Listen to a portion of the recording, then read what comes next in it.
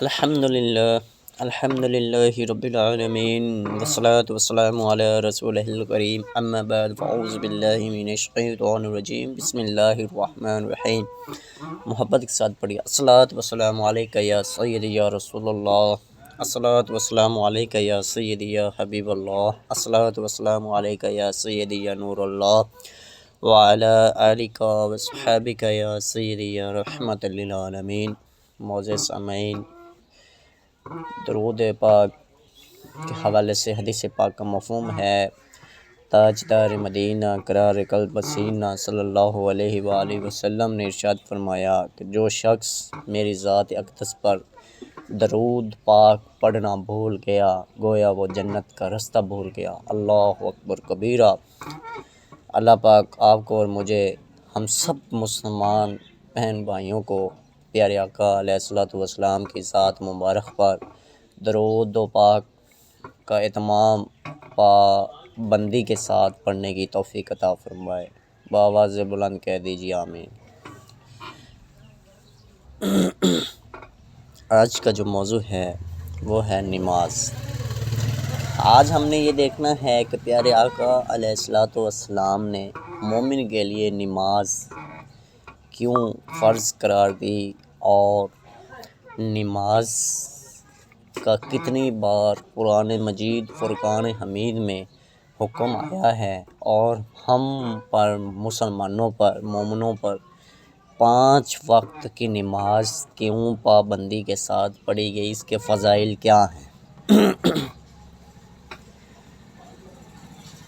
سب سے پہلے تو ہم اللہ پاک کا حکم، اس کی لا ریب کتاب کو پڑھتے ہیں کہ اللہ پاک نے کیا ارشاد فرمایا ہے کہ قرآن مجید فرقان حمید میں تقریباً کم و بیش 700 مرتبہ نماز کا حکم آیا ہے کہ اے مومنو نماز ادا کرو۔ اس کے بعد اللہ پاک نے پھر ارشاد فرمایا کہ مسلمان مومن افضل وہی ہیں جو اپنے مقرر ٹائم کے مطابق نماز ادا کرتے ہیں 5 گانہ باجماعت کے ساتھ۔ معزز سامعین، حدیث پاک تاجدار مدینہ قرار قلب سینہ صلی اللہ علیہ وآلہ وسلم صحابہ اکرام رضوان اللہ اجمعین کے ساتھ جا رہے ہیں۔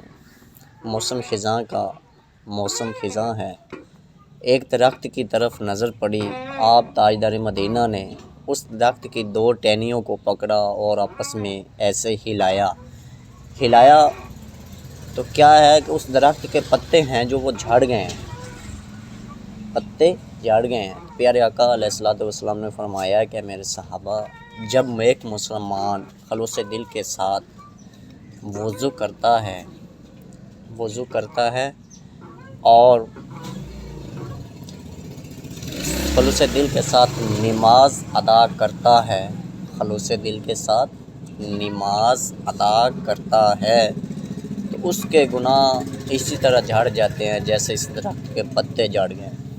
ایک اور روایت میں ہے کہ پیارے آقا علیہ الصلوۃ والسلام نے نماز کے متعلق فرمایا کہ ایک شخص کے گھر کے سامنے ایک نہر گزرتی ہو اور وہ اس میں 5 وقت کا غسل کرتا ہو، کیا اس کے جسم پر کوئی اور میل کچر رہ جائے گی؟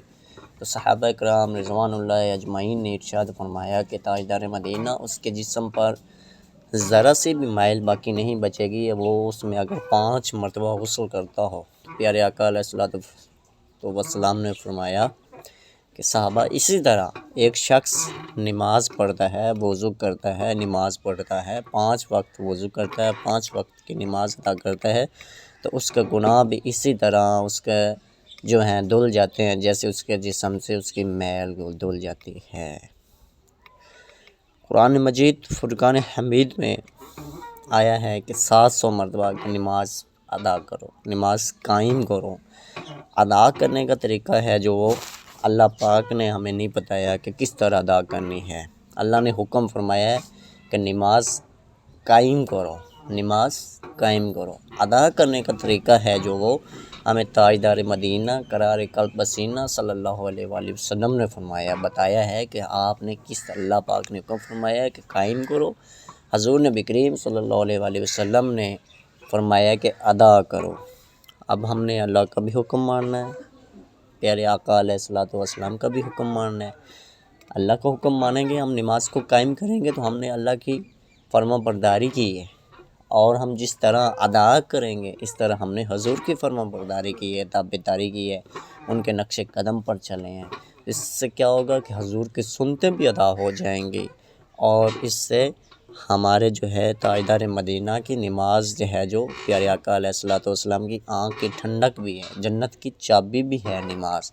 تو یہ موضوع بہت طویل ہے، مختصر ٹائم مجھے ملا، میں نے اپنی حاضری لگوا دی۔ امید ہے کہ آپ کو پسند آئے گا۔